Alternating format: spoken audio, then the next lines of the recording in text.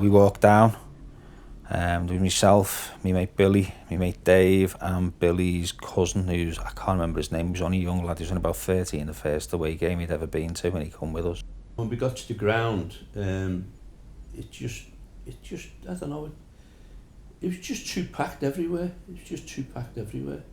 My brother-in-law thought I'd fainted because he was behind me and his elbow was in mine, and there was a lady in front of me.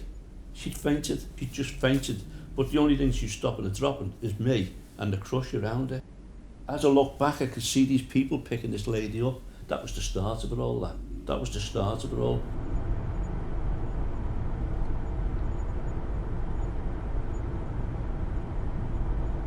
I couldn't quite understand what was going on at the time, because I remember my major thought at that point was there was loads of people trying to climb out of the Leppings Lane to try to get some of the seats in the stand. That was my way of thinking, because at the time obviously didn't realise. But there was a gate there. If that gate would have been opened, it would have saved lives. I'm pretty convinced of it, but it was locked. I just remember Bruce Grobbelaar going up to the referee with like people starting to come up behind his net, and you're thinking, what's going on? And then he went to see the referee, and then the referee eventually stopped the match. Never heard noises like it in all my life. Never mind seeing things, I've never heard noises like it. Just horrible time. I was only like 19 at the time, but I remember seeing one guy, he was lying on the pitch. I think he had no shirt on, and I remember thinking at the time, I think he's dead, and you're thinking, it can't be right, but yeah, obviously I think he was one of the ones who did die, to be honest with you, as it turned out. The police, to me that day, they were just in another time zone. They weren't switched on to what was going on in that day. They just weren't there. They weren't prepared for it. They weren't ready for it. They weren't strong enough for it. And that's all he did, was actually literally form a line across the pitch to stop people getting up the other end of the pitch. And as you're walking up the road, all you could hear was, there's 5 dead, there's 10 dead, there's 20 dead, there's 30 dead, and it was just like, unbelievable. At that point as well then, we'd lost Billy's cousin, the young lad. We didn't know where he was, and Billy didn't know if he was alright or dead or whatever, so we ended up getting in the car and going to the hospitals where they were taking people. And then there was just crowds of people there. The nurses were coming out and they were saying things like, we've got a young lad, he had ginger hair and a black t-shirt and a pair of blue jeans. Does this sound like anybody you're looking for? And somebody would go, oh, that sounds like, and they'd say, well, come this way. And then 5 minutes later, you'd see them coming out and they'd be in floods of tears because whoever it was had obviously died. It turned out the lad, he was alive. He'd been caught in the crush, but he was alive. The following days, when everybody went back to Anfield with the flowers, I remember queuing for them. We must have queued for about 4 or 5 hours, like round the streets, just to go in and lay flowers on the pitch or tie a scarf on the cop. The whole city was grieving. It really was grieving. I've always put it, you don't think it affected you, but it does, because you talk about it and it hits you straight away every time you do talk about it.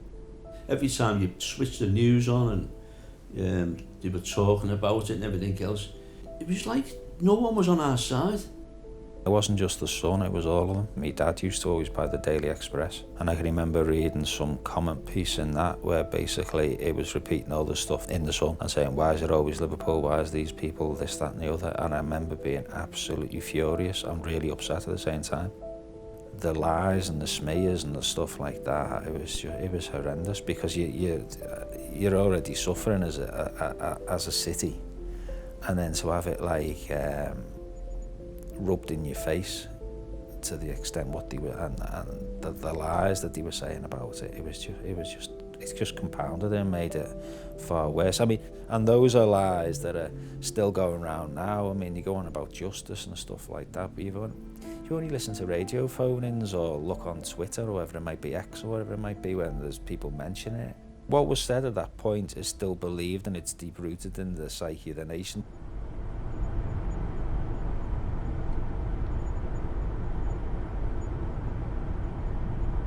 The CCTV cameras were pointing into the Leppings Lane, and the tapes disappeared after the match. It's just disgraceful. And even the basic things like Sheffield Wednesday, nobody did anything to Sheffield Wednesday, nobody did anything to the FA. That ground was a death trap. They'd known that. There was Spurs versus Wolves about 4 years earlier in a semi-final FA Cup, and the same thing nearly happened, but nobody actually died, and he didn't do nothing.